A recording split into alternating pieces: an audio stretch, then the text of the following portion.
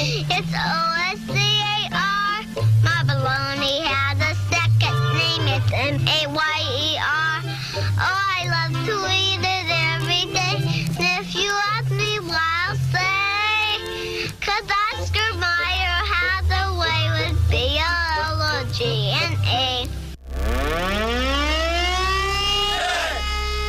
9, 8, 7, 6, 5, 4, 3, 2, 1. The South's commercial bill flamethrower. Boss Man in the band. WBOSS Boss Man.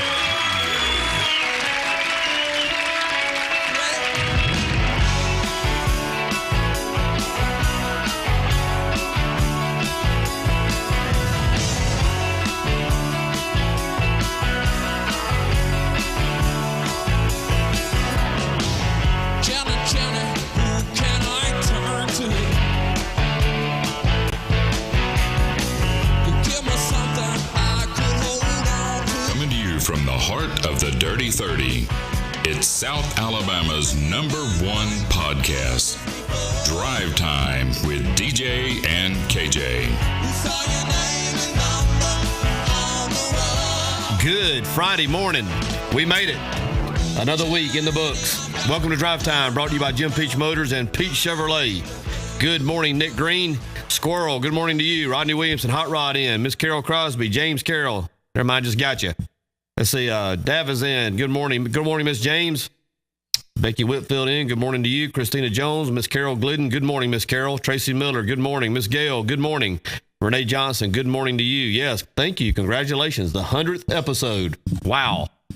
D. Powell, good morning. Jordan Rowland, good morning. Tip Wagner, good morning to you. Zandria, good morning. Let's see, Tracy Steele, good morning. Lewis High Note, Daddy's in, good morning, Daddy. Katie Fowler, Naomi Lindsay, good morning, Naomi. Tim Ward in, good morning, Timbo. Donald Thompson in. Steve Nelson, good morning, Rock. Lori Duke Woodard in, good morning, Lori. Raj in, good morning, big crowd. Jeff Booker, Wanda Green, Holly Wyatt, good morning. Man, they keep coming. Greg Fleming, good morning. Elisa Finley Hart, good morning to you. Carmen Rose, good morning. Chevy Ann, good morning, Chevy Ann. Lo Smith, good morning, Los. Wanda Green, Cindy Fleming in, good morning, Cindy. They just keep coming. Good morning, Ken Wood. Good morning, DJ, and happy 100th birthday. How about that? That's what you want to call it. Man. Can you believe we're sitting here 100 shows later? Jennifer Parker. JP. Can you believe that? JP How sweet Snaps. that was? Look at this. It was beautiful. Is this showing up right here? Yeah. I'll tell you what. It's showing. Move this water jug out. We'll get him in here. Yeah, there you go. Brought us 100 Reese cups. How about that? I'll tell you what. Don't tell me you're about to bust into them. Let's go ahead and split them up. Here's your 5. Tell you what, I'm going to give you 6. Okay. There's your 6 Thank right you. there. And That was mighty generous we'll of you. Split it right down the middle. No, that was great. That was great. How about Jennifer? That's nice. 100 Jennifer, Reese cups for the 100th episode. Thank you, Jennifer. Jennifer's an OG for sure. Yes, she is. No doubt. Brian Wesley's back in. Brian Wesley. What's up, Big Brian? Alisa says, good morning from South Haven, Mississippi. And she's with Cousin Sherry this morning. I think they were overseeing Kenny Chesney last night. Yeah, they were. Yeah. Yeah. They road tripped over. Caught the show. Had a big time. Good morning, Chef Adam. Life changer. LaShonda Watson. Good morning to you. Keith Egerton. Good morning. Tell you what, Raj Palmer in. And I'll tell you, we have got to get Raj in on this show. As you know, he can come up with them. Chevy Ann says she needs 50 of them. Well, we'll see. How about that? No promises. Chuck Murph, go Whippets. Looking forward to hearing Coach Fountain. Yep. Good morning. Good morning, Chuck. Monica Williams Graydon. Good morning, Monica. Tracy Steele. Happy 100th. Good morning to you. Sue Wilson. Chris Neal. Timmy Wiggins. Regina Strickland. Hal Whitman. Come on, Brian. Good morning, Hal. Wesley said he's going to stop by and get a Reese's cup. Well, tell him to come on. Come on and have one. Come on, Hal. Yeah. That goes to everybody. You're a DJ. Have one. It's about like seeing that monkey. They may not be here when you get here. They may not. You may, I don't know. You may not find them at all. 100 episodes. How about that? Came a long way since number 1. Yeah. I mean, it has. So anyway. Like and share the video. Coach Fountain's coming on about 7:45-ish. Going to have a lot of fun with him, catching up with Coach Fountain and talking about the old days, the new days, and everything in between. So like and share the video. Let's make sure we have a good crowd in here for that. Like and share. 100th episode here on Drive Time this morning, and we got a lot to talk about. What time's he coming on? 7:45-ish. Ish. Okay. Well, I'll tell you what. Let's do then. I don't know of another podcast in the Dirty 30 that has an SEC football coach calling in this morning. None. I don't know of one. I haven't seen anything advertised. Well, I don't know that I have either. Wait a minute. Yeah, that's what I'm looking at. Are we holding now? I think we're good. We're good. Come on, Mediacom. We filed a formal complaint yesterday on the phone. You think they sent it up the ladder? I don't know, but I'll tell you one thing. They're going to cause me to send something up the ladder. I got a few things I'd like to send up the ladder. A few. And they're not going to like what I want to send. Margaret Cotton in. Good morning, Margaret. Robert Jones in. Good morning, Rob. Good morning, Denise. JP, the coach. There he is. Let's see here. I tell you, it's amazing. You come in here every morning and this thing works. And this thing, I mean, it has nothing to do with anything here. It's all Mediacom. I think we're back up now. I think it's maintaining. Maybe not. Well, it's coming and going. I'm watching it. Oh, it is still coming and going? I'm watching it. Man, that's tough. Good morning, Perry. We had somebody in from Bobby's Fish Camp, Donald Thompson. Good morning to you. Yeah. Well, that's typical Mediacom, but don't worry. We'll get them back on the phone too if we need to. Sherry Weaver's in. Good morning. Happy 100. I think Sherry Weaver's been in for all 100. I think she has perfect attendance. I think you're right. I think she's been in since day one. JP's on the golf course. Enjoy that day, Coach. Yeah, Chuck Murph says that we're good, or we've been good since we initially complained about it. Yes, they are, Becky. Don't you make me get George Jefferson back up in here. Yeah. We'll bring Bentley. We'll bring the whole floor. Yeah. I mean, hey, good old Mediacom. What do you do? I mean, it's just how they, how they roll. So, that's all we can do is just roll with them. I mean, it is absolutely just unbelievable that we pay the kind of money we pay for internet, and then we have to come in and deal with this type of service. We tried to get them to give us a mission statement or some type of statement on customer service excellence yesterday, and they didn't want to do it, did they? They didn't want to do that. All right, listen, we're gonna roll with it. Maybe it'll hold. Let's do a little bit of it's froze again. So, I mean, I tell you, which we're still live, so it comes back up. I mean, it's just amazing that this thing just continues to do this, and it's amazing. I don't get it. Come on, Mediacom, not today. Not today. I mean, of all the it is just amazing. Restarting it or resetting it does nothing. No, man. I reset everything when I walked in the door. Oh, okay. I do that every morning just to make sure. So, I mean, it's Mediacom. I mean, that's just all it is too. It's just how their service rolls. So, 4 to 5. That's right. That's a fact. Look at there. But it's not us. It's nothing we're using, nothing we're doing. This is all internet. I'm sitting there watching the network as we do it. Look at Dana. She said, Velcro Pygmy TV experience the same thing often when they're live broadcasting. Yep. Yep. I mean, what do you do? Mine just, yeah. Oh, it's going in and out, man. It's nothing to do with us. It's all Mediacom.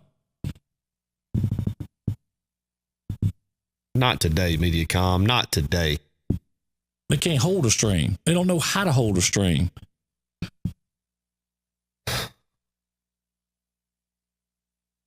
Just truly is amazing.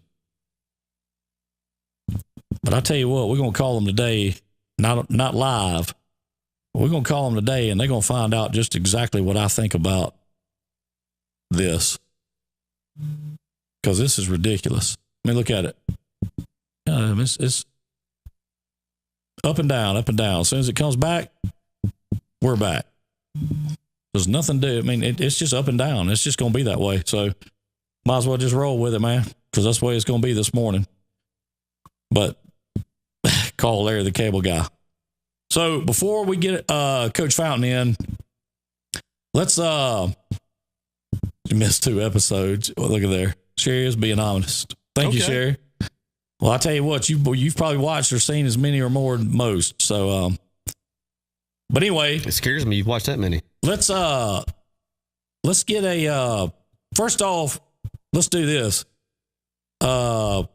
Like and share, like and share, like and share. We got a big announcement. We're about to announce a big one, and we want everybody that can and wants to know about this, needs to know about this. So, I mean, there we go. We're back down. And it's back up. I mean, it is just truly an amazing feat of technology that we have to deal with this on a daily basis. You know what I'm saying? The play was great last night. I was going to say, how was the play? The play was great. There was a good crowd there. To have a performance like that in a rural community, it shouldn't be able to happen. I mean, everything was just magnificent. The what do you call it? The choreography? The choreography, the talent that actually played the parts, the people who built the sets, the costumes, the car was unbelievable. But it was an amazing production. I was if you haven't made plans to go see it tonight or tomorrow night or Sunday, you should certainly do so. It's great. It's great. And you're going to know most of the people in it. I had read or I looked on YouTube and watched a lot of video about that car. And so, that's why I was asking them so much about it yesterday. Yeah, it was great. It was great. Gail Kirk says she's listening on the Boss. You can listen on the Boss. It could only happen to me, but I had actually a horrifying experience at the play last night. Well, tell us about it. You kind of mentioned that when you walked in, so I'm very anxious to hear this story. At halftime, we had the first half of the play. You have halftime. You go out and stretch your legs or whatnot, and you go back in for the second half. And at halftime, I was getting some texts from some people that I was needing to correspond with. So I was a little late getting in for the second half. Well, it was raining hard. And in the lobby area where I was sitting, where they take up tickets, they had all the lights turned off because they needed it dark throughout the theater for the second half of the program. So I'm sitting there in the dark with the rain in the windows, and the only light out there is my phone. And I'm making some texts. And about that time, I get a tap on my shoulder. And I turn around, and it's the child catcher. And I'm going to tell you something. I jumped out of my seat. You're kidding me. I looked, and I was like, what are you doing? And she was asking me, she said, sir, if you don't mind, in about 5 minutes, will you make sure the door closes behind me when I enter the auditorium? And I looked at her, and I grabbed her by her wrist. I said, I want you to know that you just scared the hell out of me. Hey, had the nose. I mean, she had her black cape and the big tall hat. And I was just saying, had her net.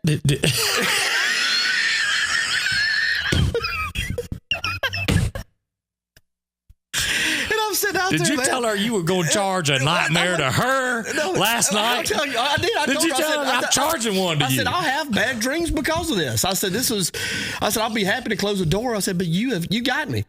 So anyway, I'm the only one out there. And that was scary. I'm going to tell you something. But it was a great play. Yeah. Good morning, Jesse J. Manny McKenzie, play halftime, also known as intermission. I know. We're going to have to play something. All right, so we have things reset. Thread 2, part 2. Drive time, 100th show.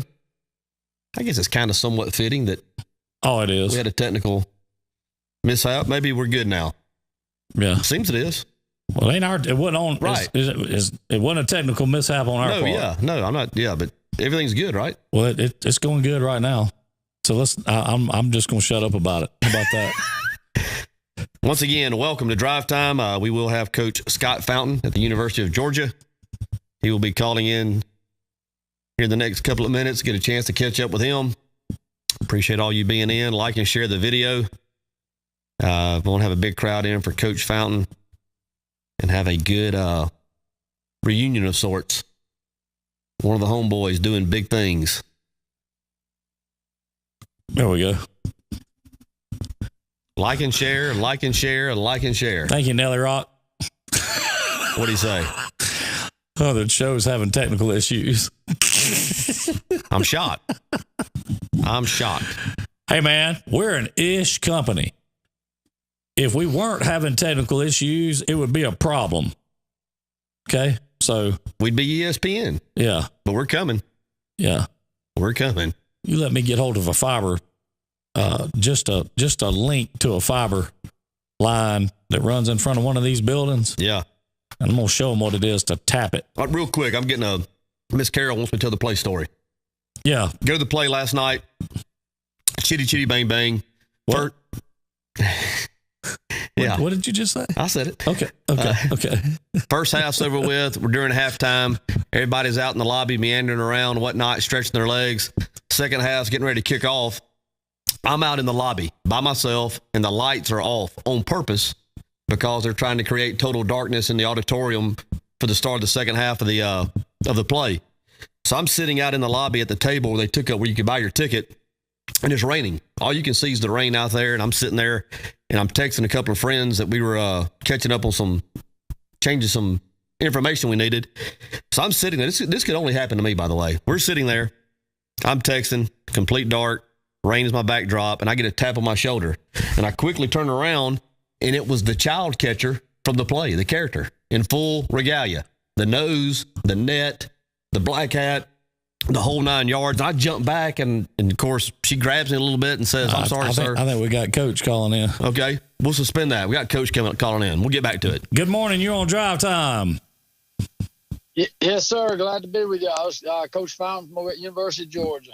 Coach Scott Fountain, DJ here. Of course, can't answer the phone, and we appreciate you taking time out of your schedule to be with us. I know SEC Media Days ongoing down, I guess, in Destin, and you guys are getting ready to go full bore now. We do appreciate you taking some time to spend with us today.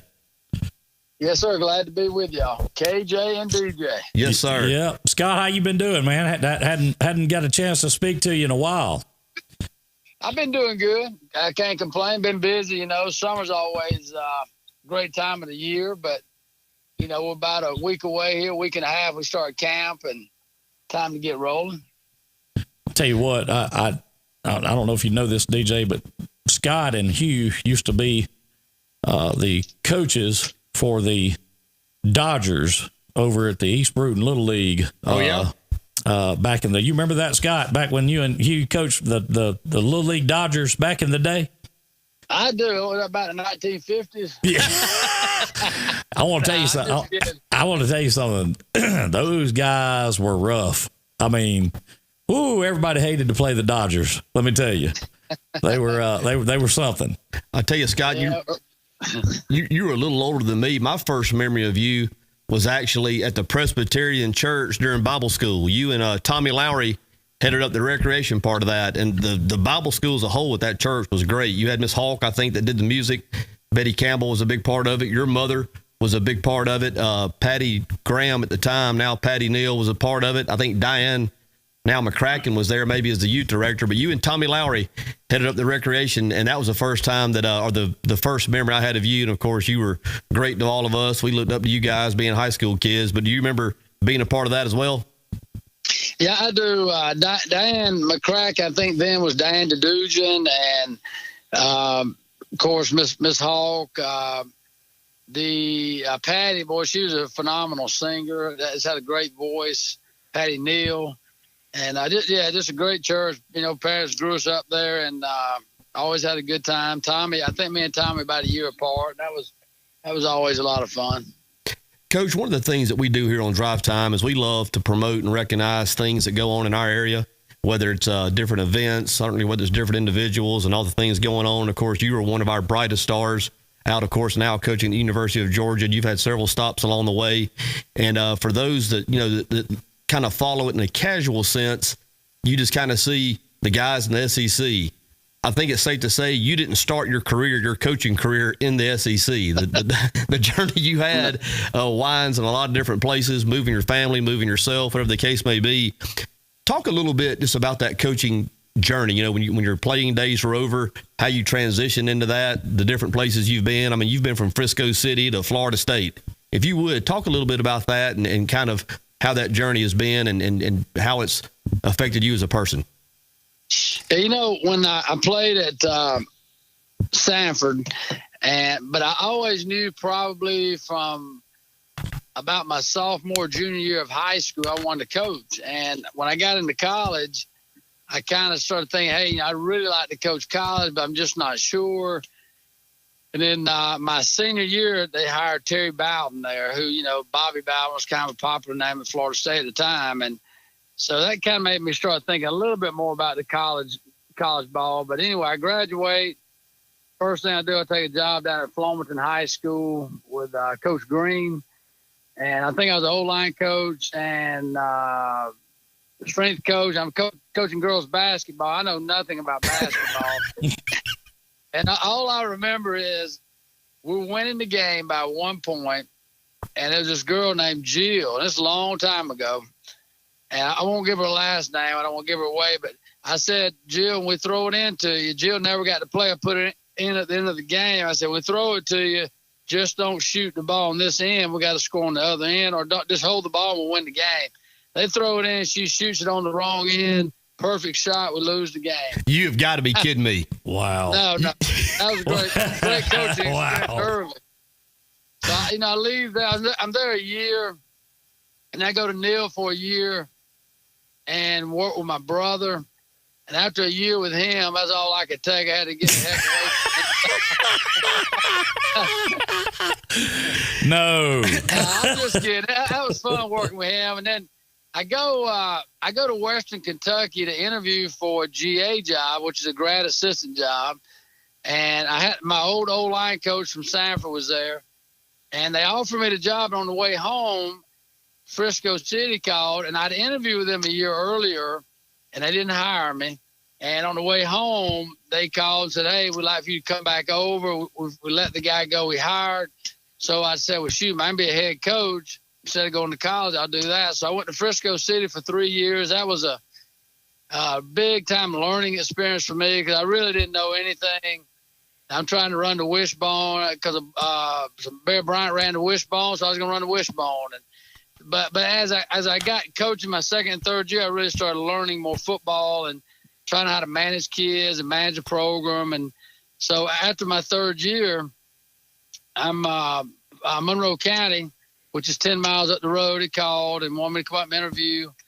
And so I go up and interview. I get that job, and I'm there with a lot of older guys. So it was really it was a learning year for me. I'm coaching with a lot of guys. I'm like 24, 25 at the time, maybe 26. I'm not sure, but had a lot of these guys in the 50s and 40s and stuff coaching with me. I don't think they really enjoyed that, which I didn't enjoy it either. So, but it was a good experience.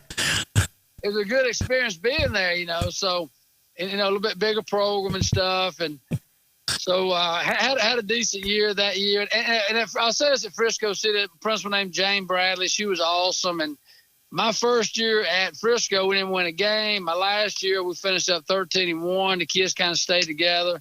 Monroe County, after a year, I leave. Mickey Andrews, if you know that name. Oh, yeah. At Florida State. He came and spoke at my banquet in Monroe County. And I said, hey, Mickey, I just do anything to get into college. I've been writing colleges, trying to talk to people and just trying to get in. And man, it caught me off guard. He said, Scott, we have a GA opening and we have this other opening, some type of quality control. So I said, I don't care what it is. I just want to get in. If I watch jocks. I just want to get into college coaching. Right. So anyway, a few months later, it all works out. And in late July, I take a job at Florida State and do that for 3 years. I worked under Mark Richt. And this is a pretty good story here now. So I first go to Florida State, and it was called a cinematographer job. I've been doing GA work, but I get on the field, I do video, all that stuff. And so I'm working, I'm making $425 a month. And so I'm working, and that's 7 months out of the year. I'm not getting paid for 5. So I worked at Walmart at night, and I do Stanley Steamer carpet cleaning on Saturday. Wow. So that got me through the first 2 years, and after that, I became what they call a GA, and I made enough at that point to survive on. So after 3, and my mom would always say, Scott, why don't you just come on and be a head football coach? It's a pretty good deal here, man. Come back home. I said, no, I like what I'm doing, So anyway, I take a job down at UCF. I'm at what they call the AFCA Coaches Convention, and my Bobby Bowden's secretary called me and says the head coach at UCF, Gene McDowell, wants to meet with you. So I met with him at this deal, and he hires me. So I go to UCF for the next 8 years, and really didn't pay well. His pitch was, hey, we're going Division I. We've been 1AA. We got Dante Culpepper. And come down here, man, and be around this great player. This program's growing. And, 6th or 7th year there, we beat Alabama. So it was a big win for me, big win for the program. Who'd you beat?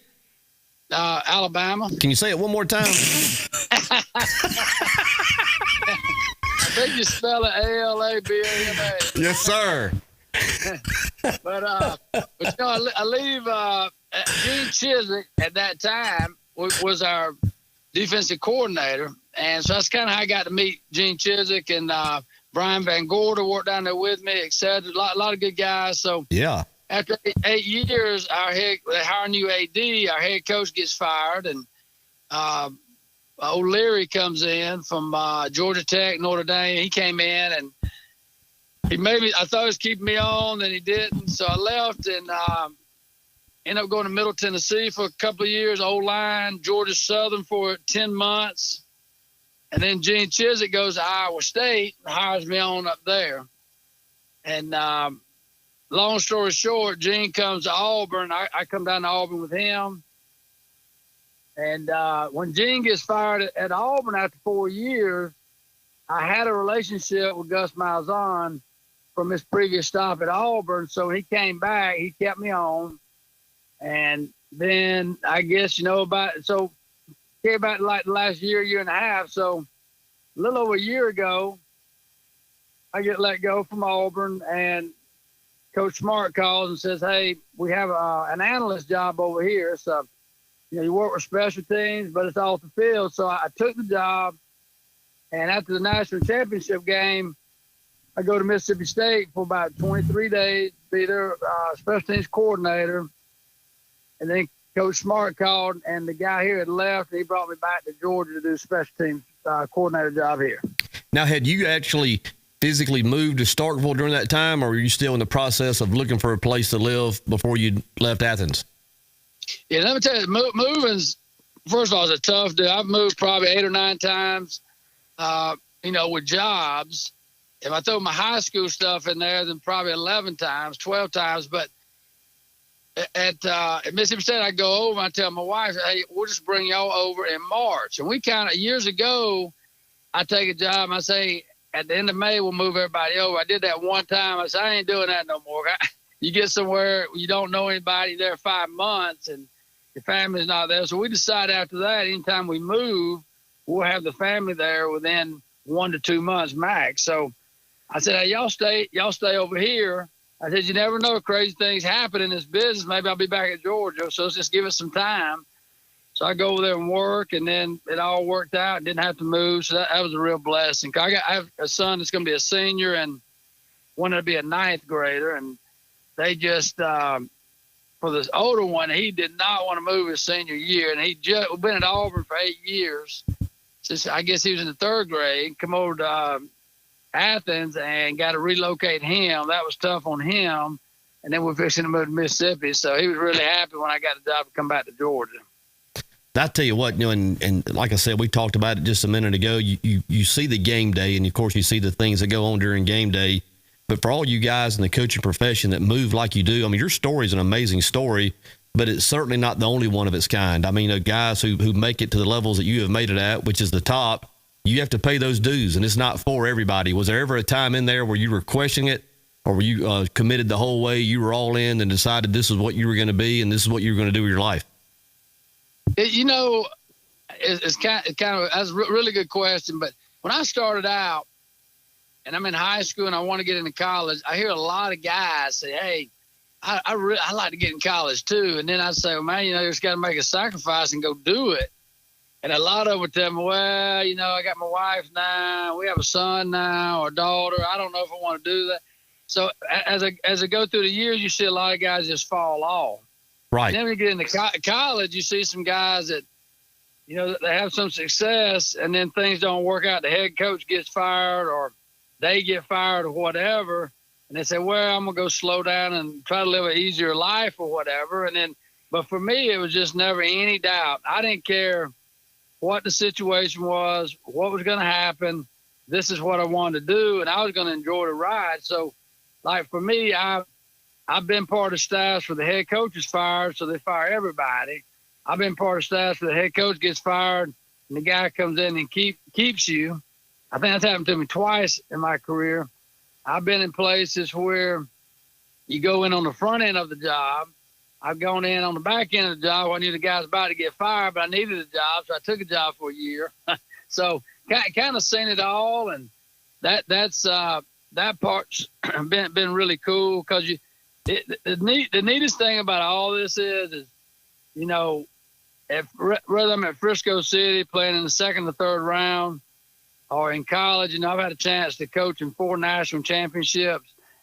It's all the same. It's just when you're in college ball, or specifically in the SEC or the national championship game, it's just a bigger stage.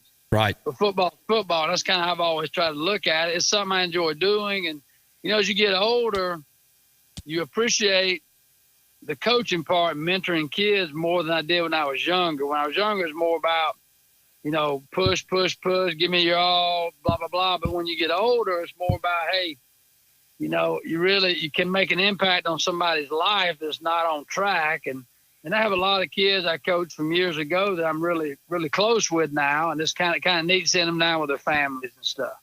Those of us, down here in the deep South, we're convinced that the SEC is the upper echelon of college football. Of course, if you use national championships as a barometer, it would validate that argument, I think. And you've coached, like you said, at Iowa State, you've been down at Central Florida, and you've coached in a lot of different teams from different conferences. Is it a no-doubter, a no-brainer that from top to bottom, roster to roster, the SEC, in your mind, is the most talented and the most competitive in terms of nationally speaking? In my opinion, it is, and this is why. You may have the Big 12 that will have 1 or 2 really good teams, like Oklahoma always tends to stand out there. Or one year, I think it was Texas.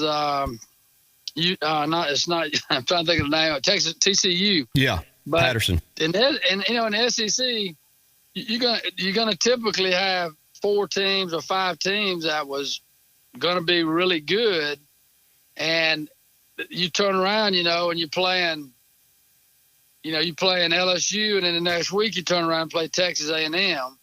When I was at Auburn, you always finished up your year with playing Georgia and Alabama.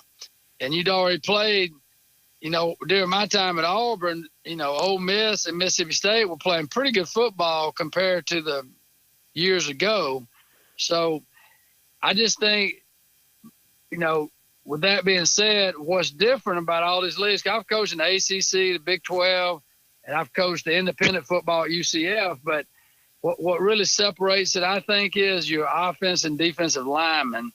Not that they're bigger per se, and they probably are at some of these schools, but the depth. You're going to have 14 old linemen, and 10 of them are going to be good enough to play for you. Whereas you might be at Central Florida, and you might find a way to piece together 5 dang good offensive linemen. But if one of them go down, that next guy might not quite be what those other 5 are. Right. And that's what you run into. And I really think you see it a whole lot more on the D line than you do on the O line, because find a really big kid that can really run is really hard. Yes. So, but those guys are typically more attracted to an SEC school to go play ball than what they might be at an ACC or Big 12 or whatnot. Well, Coach, obviously Georgia is going to be the odds-on favorite to win the East again this year. A couple of new faces on the East side in terms of head coaching. Jeremy Pruitt now at Tennessee. You probably would have to assume they're going to get better quickly. And then, of course, Coach Mullen going from Mississippi State to Florida. I've always been a fan of him and what he did at Starkville. I thought, not to be critical of anybody else, I thought that he consistently did more with less there at Start Vegas. And I think he's probably going to get Florida headed in the right direction sooner rather than later as well. That kind of that'll shake up the East a little bit. And I'm not saying necessarily tilt the power or the balance of power back to the East from the West, but the East got a lot better during the offseason with the coaches changes, I would think. I think so. I think Tennessee will definitely be better, and Florida, when I'm at Auburn, we played against Mullen for 8 years, and I thought his team just got better and better, and he's going to do a good job there. And those teams are going to definitely be better. And Florida's always going to have good players. And, South Carolina's playing really good football. I think they finished up with 9 or 10 wins last year, and we got to play them on the road at their place. And so I think you're definitely going to see that. I think, being at Mississippi State with a short time I think they're going to they have a lot of players coming back. I think they're going to be very competitive on that side of the conference. And I think you're going to see a little bit of a drop-off with like Arkansas and Ole Miss for a little while until they get things corrected back there. But there's no doubt the East is heading in a different direction with the coaches they've hired this offseason. Coach, I mentioned earlier, that we have a good time in here in Drive Time. We spend a lot of time laughing. We very rarely take ourselves serious in here. More times than not, we laugh ourselves than we do anybody else. And we certainly try to keep things loose and positive. With that being said, I do want to ask a football question, and it is hypothetical in nature. Just suppose that you found yourself in the national championship game and you had your opponent 2nd and 26. What would the secondary what would the secondary coverage call need to be? It damn sure don't need to be what we call.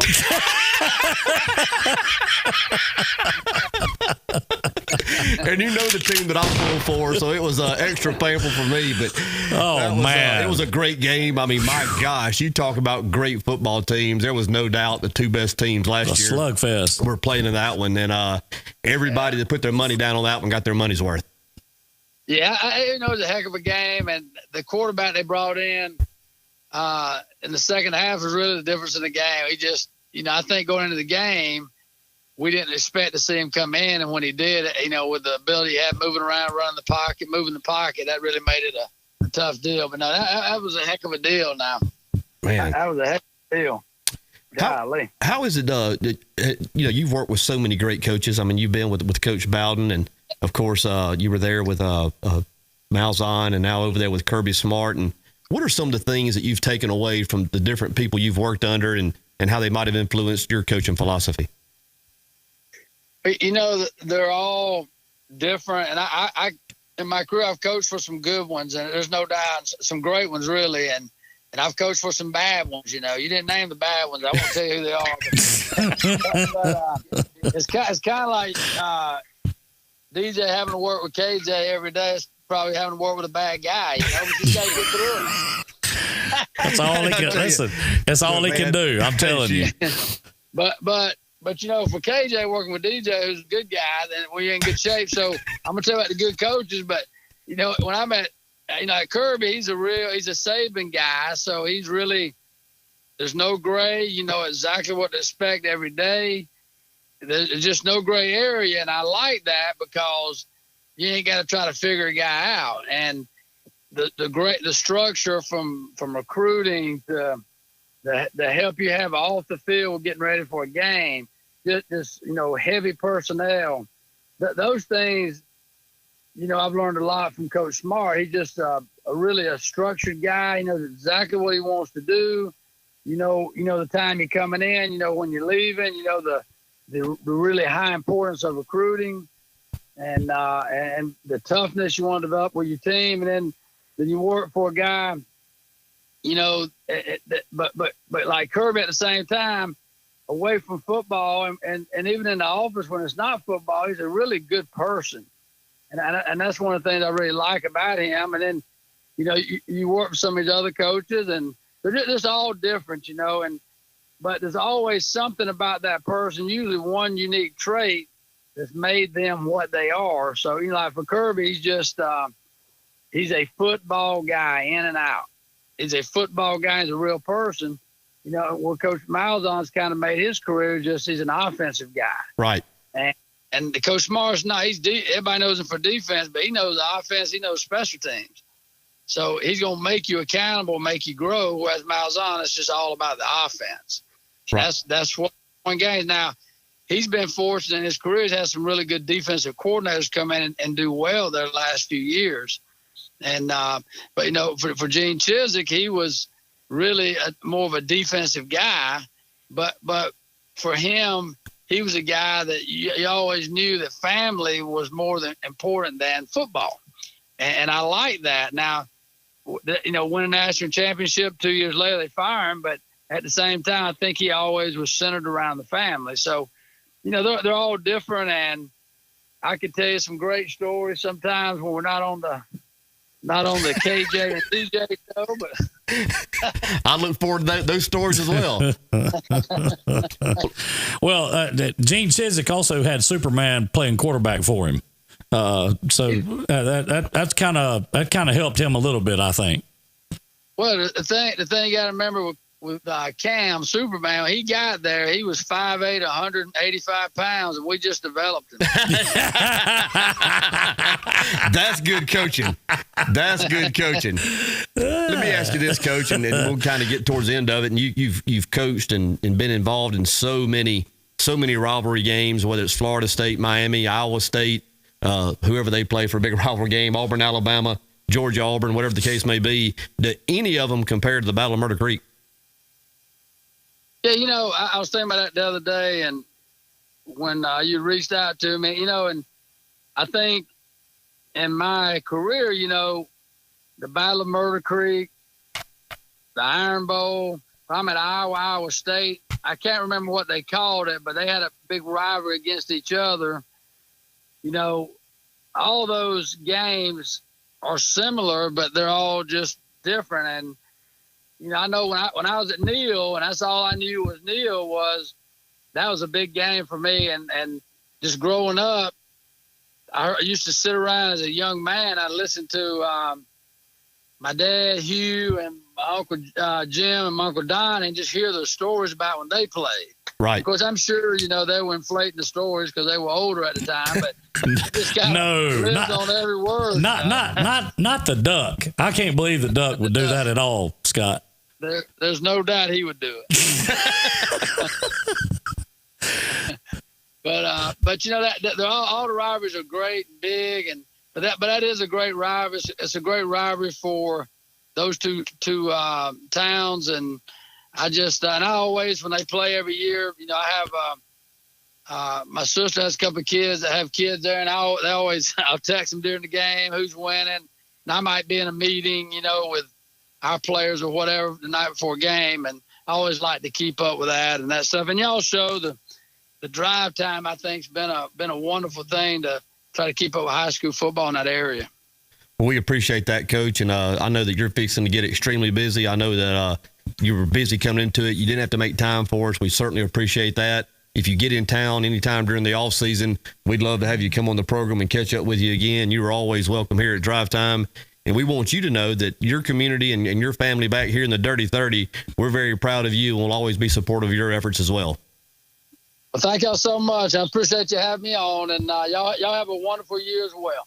Thank you, Coach. Go Dogs. Thank you, Coach. Talk to you later. Okay. How about that? Coach Scott Fountain. How cool was that? Coach Scott Fountain, University of Georgia, a week away from starting fall camp, and he's going to give us some time like that. Wow.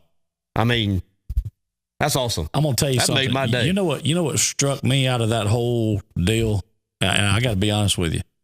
Making $425 a month. A month. Working Stanley Steamer on Saturdays. And at a Walmart at night. Just to live. I'm going to tell you something. You know what that is? That's the James in him. Hey, I'm going to tell you something, man. I'm going to tell you something. You trust me when I tell you, I promise you. I started to tell him that, but the story was too good. I couldn't interrupt him. And I'm going to tell you. That's the James in him. And the Fountains, I don't mean that, but sure, I'm saying, but that's how they all came up. Yeah. I mean, they did. Anyway, that struck me. The way he hung in there, waiting for this job to open, waiting for that job, being committed. He had a dream. He had a goal. He knew what he was going to do. He was not going to be denied. He was resilient. He was going to make personal sacrifice. He had a great family that chose to make sacrifice as well. I hate that we didn't get a chance to mention his wife, because he'd be the first to tell you behind every good man is a good woman.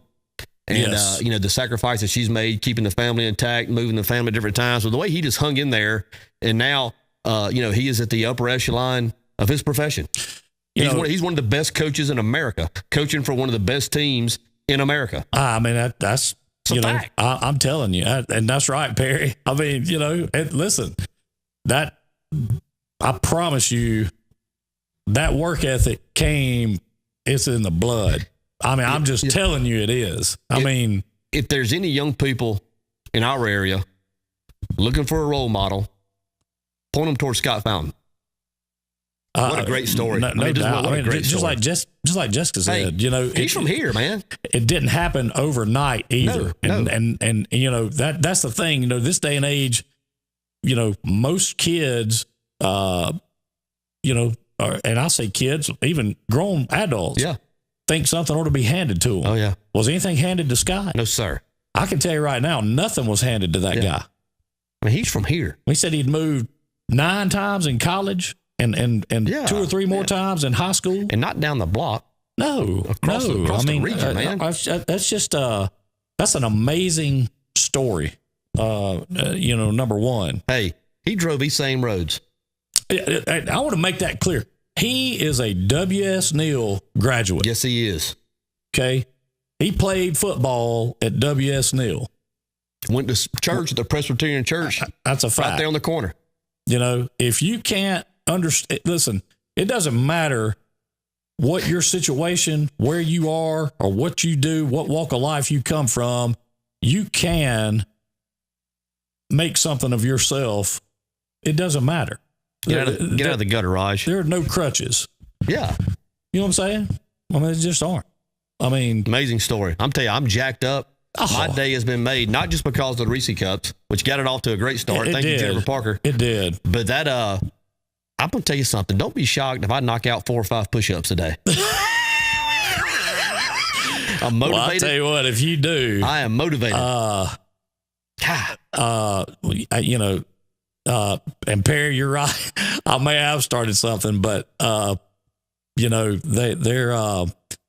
I'm telling you, Scott Goolsby, I'm jacked up, man. I'm telling you something that was amazing.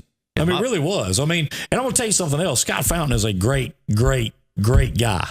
From a great family. I mean, we talked to James. We certainly talk about the Fountains as well. I mean, the Fountains are iconic in this area. Sure they are. Who doesn't know them? They don't meet strangers either. And all you got to do is look at Big Jim or Donnie or any of them and look at a James, and you can tell we're all kin. Look at the big heads we all got.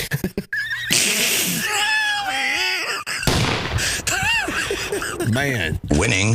You know what I mean? So I can tell you right now, I'm glad for the 100th episode. That was awesome, man. Was amazing. I'm going to tell you something. That was amazing.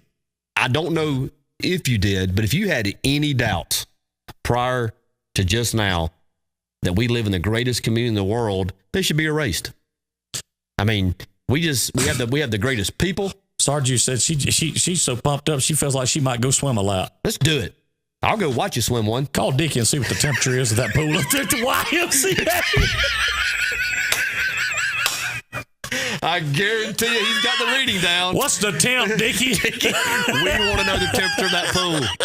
We can't do anything else until we know the temperature of the pool. Our lives depend on it. I will tell you something. If you better make sure that doggone temperature is exactly what it's supposed to be. Okay. I mean, I believe. Let's just keep this between me and you. Look, I believe in getaways. I believe in vacation.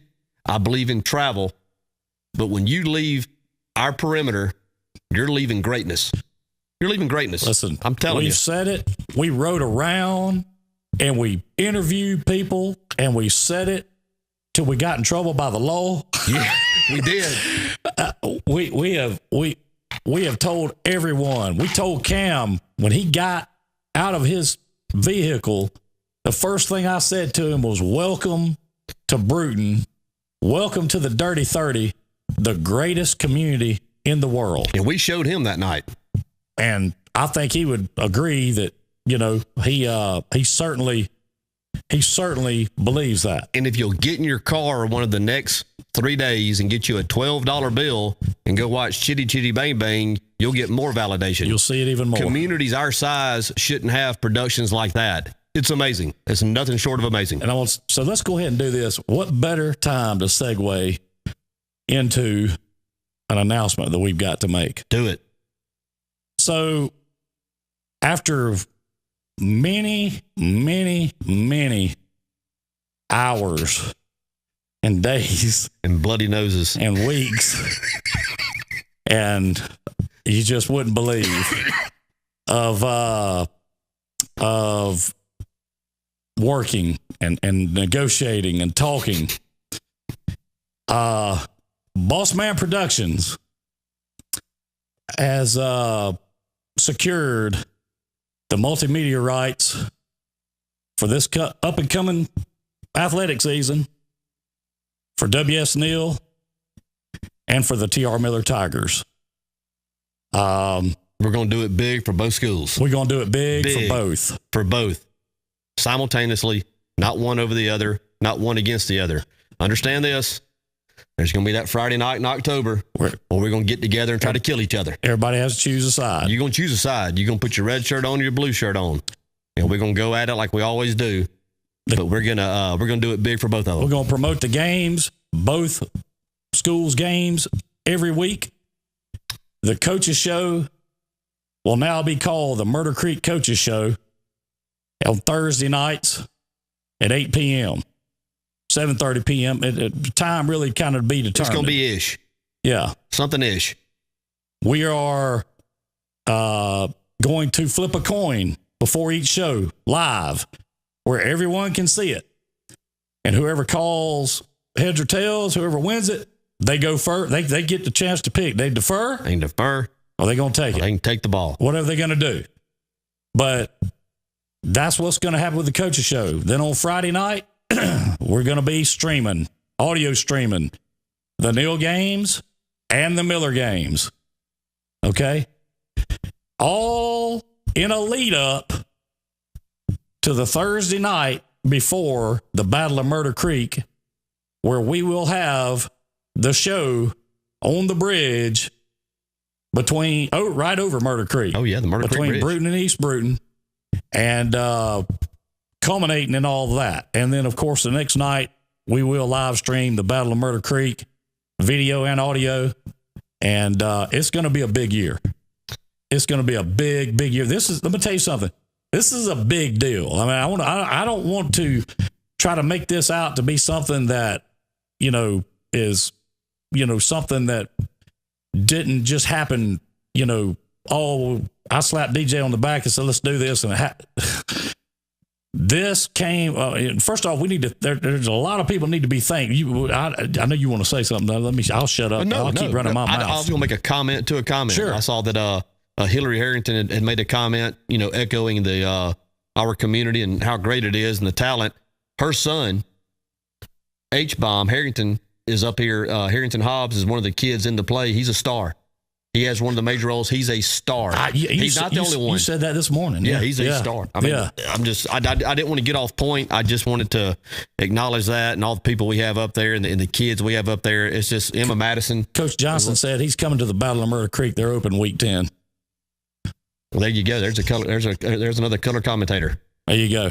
Husky Fast will be in the house. But I can tell you, this is we want obviously want to thank a lot of people. Yes. Of course, Coach Williams, Coach Etheridge, Andrew Williams and Keith Etheridge at Neal and Miller, respectively. Of course, Dr. Varner with the Bruton City Schools and Mr. Knott with the Escambia County School System. Of course, it goes without saying, James Grantham and Hal Noble, who were definitely instrumental in making this happen. And I want to say something to somebody else because he is one of the biggest in it, and that would be Coach A. Oh, yeah. Rob Atkinson. Yes. He helped. Rob Atkinson helped facilitate a lot of things to help make this happen. And, Rob, we thank you, and the community thanks you. And I promise you, this is going to be big for every business, for every entity that's ever wanted to get in and be part of and back the Neal and Miller. And well, now you don't have to make a choice. You can back them both. And I promise you, when you find out how little it costs to do it, it's going to shock everybody. I mean, it's going to shock everybody. So again, we have secured the multimedia rights for the W.S. Neal Blue Eagles and the T.R. Miller Tigers for the up-and-coming athletic season. We are proud to make that announcement. We are definitely looking forward to it. It's going to be a lot of work. It's going to be a lot of hard work. I can tell you right now, I can't wait to see DJ run up and down those bleachers again at 3 o'clock in the morning. I tell you what, I could do it today. After having Scott on here, I could do it today. But I mean, but even after, having, having Scott on here, that even makes this even that much bigger. Yeah. Because listen, I want everybody that's listening and watching this to understand this has never been done. I'm not saying that to pat us on the back. That's not what I'm saying. What I'm saying is this is big. This shows why the Dirty 30, why our community is the greatest community in the world, because of people that are willing to look and to make things like this happen. Okay? This is going to be a win, win, win, win, win for everybody. I mean, think about it. You'll get to sit on Thursday night and you'll get to see Coach Williams, you get to see Coach Etheridge, you get to see kids, you get to see coaches. You're going to get to hear from the coaches, the opposing coaches that they're playing during the coaches show, and we're going to make sure that we do it the only way we know how, which is our way with a lot of technical difficulties.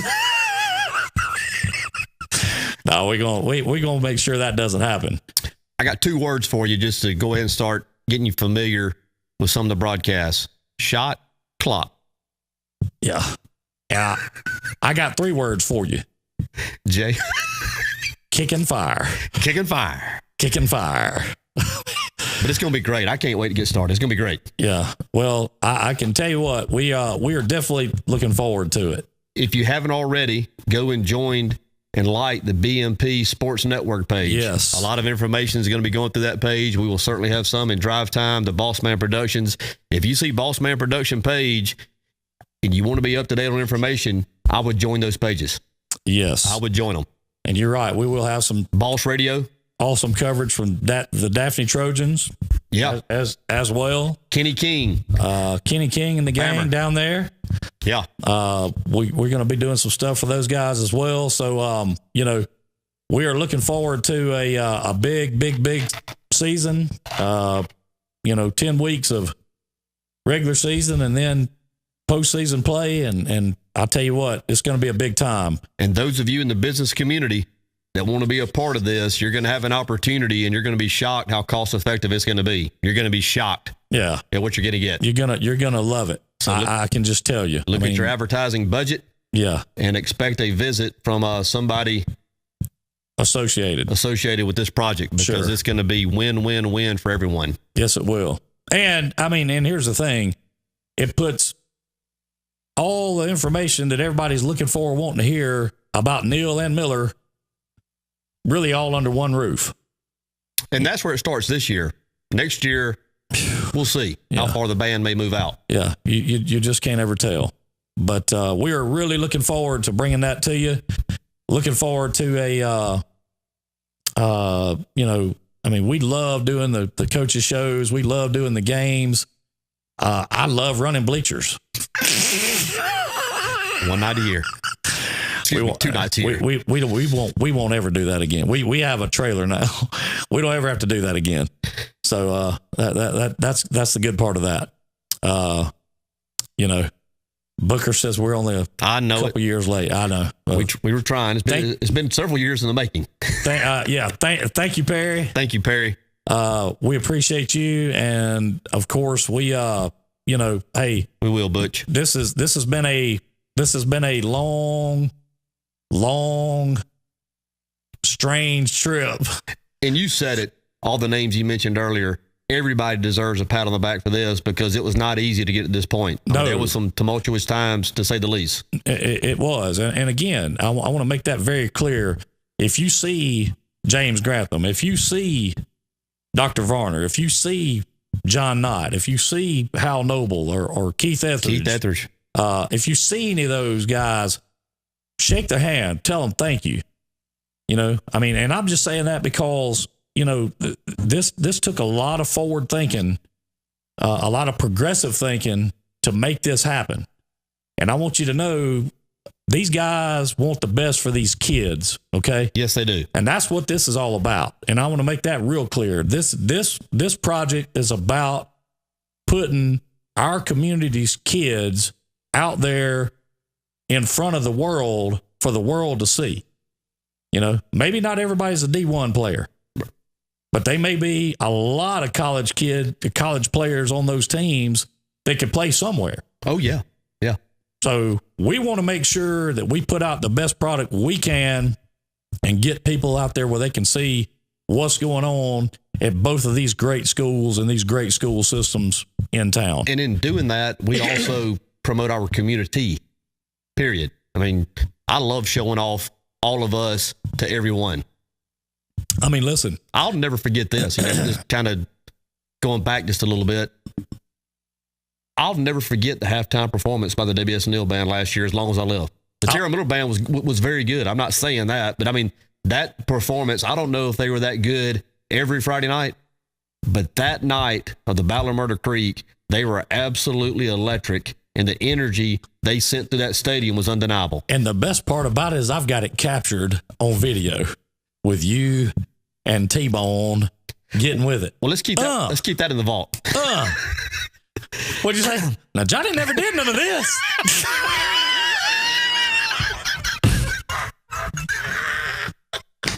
Hey, I wasn't lying. T-Bone said, "You just got your cardiovascular work." Yeah. Oh man, I'll tell you what. That was a listen. That game was great and fun and to do. We learned a lot.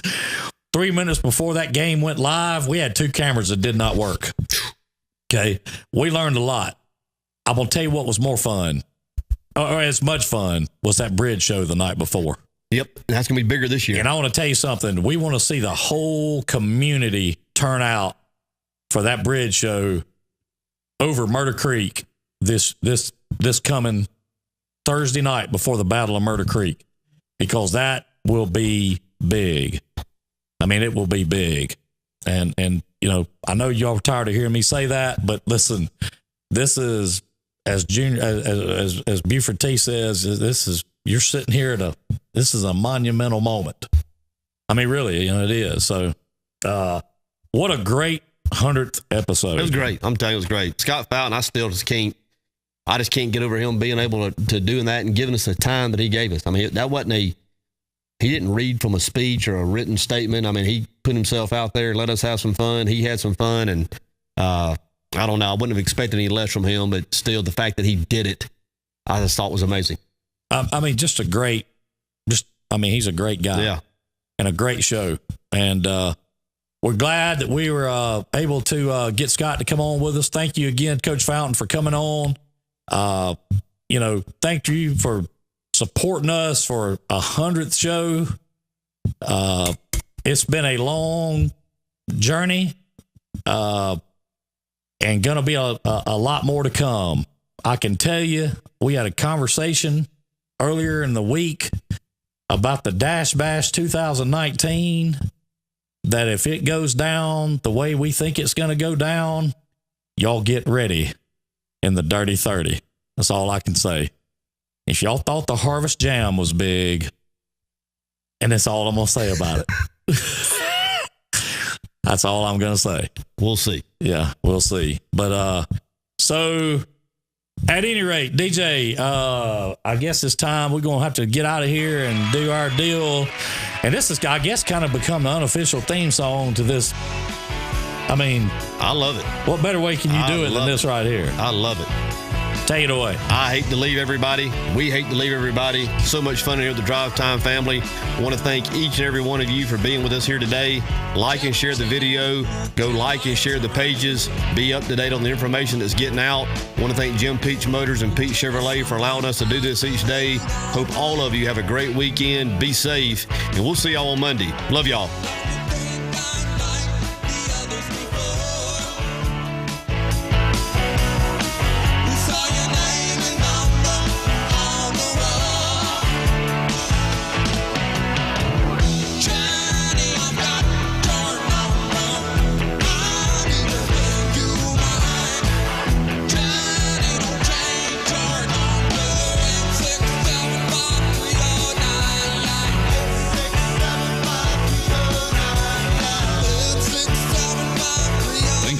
Tuning in to the Dirty 30's #1 broadcast, Drive Time with DJ and KJ.